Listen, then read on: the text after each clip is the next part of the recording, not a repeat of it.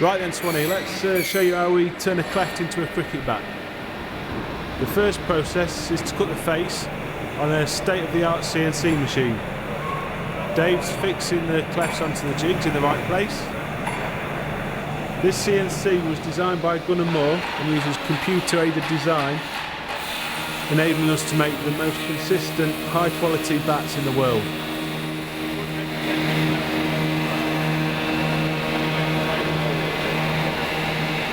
So we've just seen the first process on the CNC, and the result of that is we've got a cleft that's got the profile of the face, yeah, but also it's got the bow shaped in. Oh yeah, you can see that, yeah. So now that's the correct width for a man's bat, the correct length for a man's bat.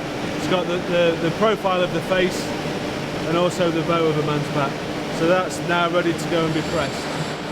So the next stage is pressing the blade, so it increases the hardness of the face so you don't get any ball damage. So after we machine the face on the CNC, every blade comes and gets pressed.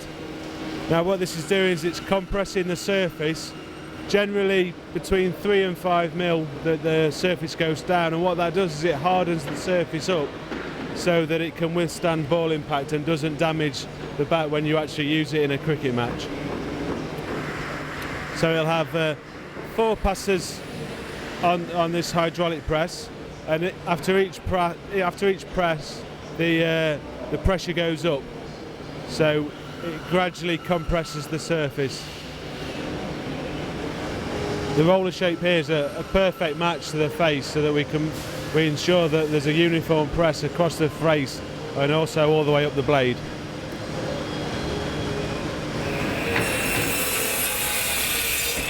So the first stage of the handle fit is to V-cut the handle.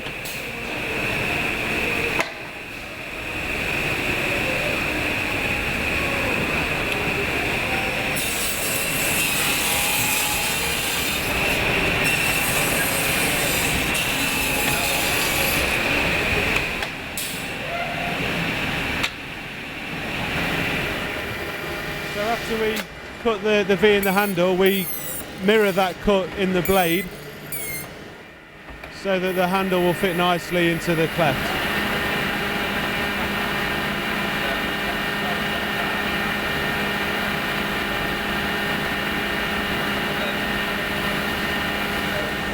Mark's just checking the fit of the handle, because obviously it's machine sawn.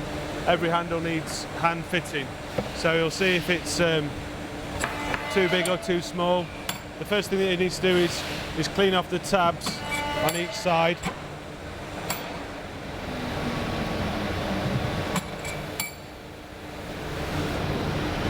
And then what he's doing there is actually chiseling the set of the handle.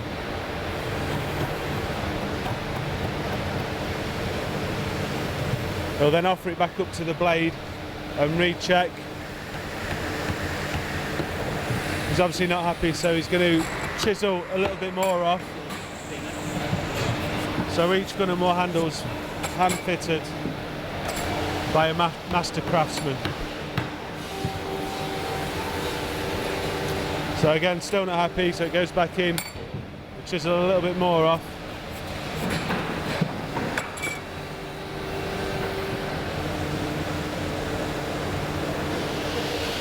So that Mark's happy with the fit, and now what he's doing now is actually putting the set in the handle. Just checking that. He's obviously happy, so what now he's going to do is he's going to pull the handle off.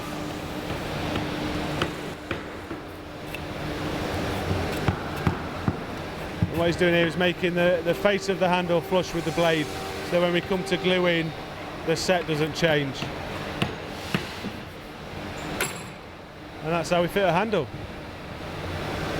Okay, after Mark's fitted the handle, what we do then is we glue the handle in. So Matteo knock the handle out,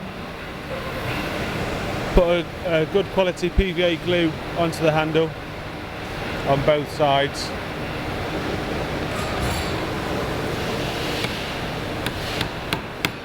And also the tabs of the bat.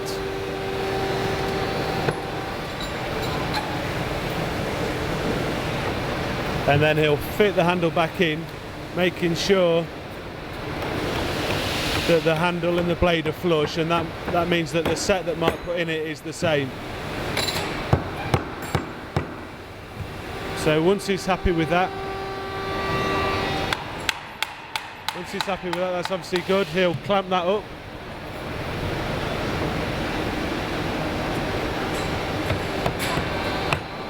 And then they'll be kept in those clamps for 24 hours for the PVA glue to dry.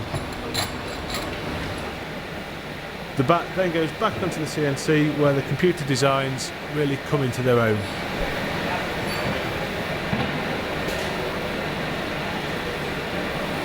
So this is the CAM, or the computer aided machining software. The CAM software generates these yellow lines, which are the tool paths, which are used to the machine uses to cut the piece of wood. The model that you see there is the exact thing that the machine's going to cut. You can then compare the CAM model to your CAD model, so what you've drawn and then what you're actually going to machine. So the red is the model, the grey is the actual machined bat, and any red you can see is what we've actually cut into the CAD model, but actually when you look at how much we've cut in, it's actually microscopic.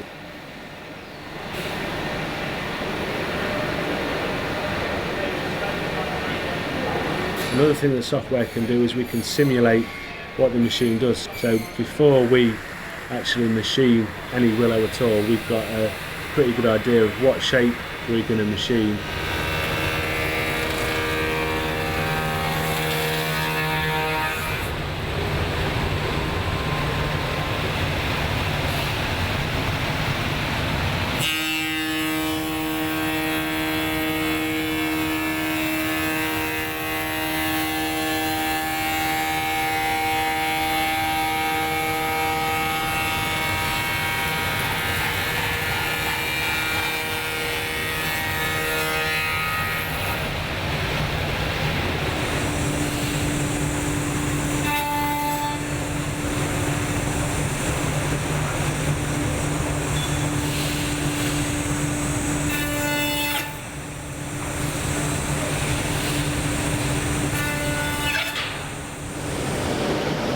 So this is the finished bat.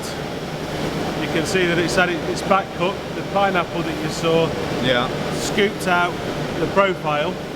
With the scoop, it means that you get a big swell, but with less weight because you've got less wood in there.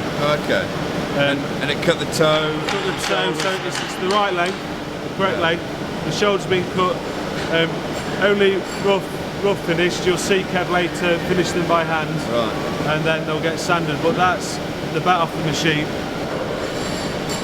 It's now looking like a real bat, isn't it? Yeah, it's not far off at all. Every bat that comes off the machine for that profile is exactly the same.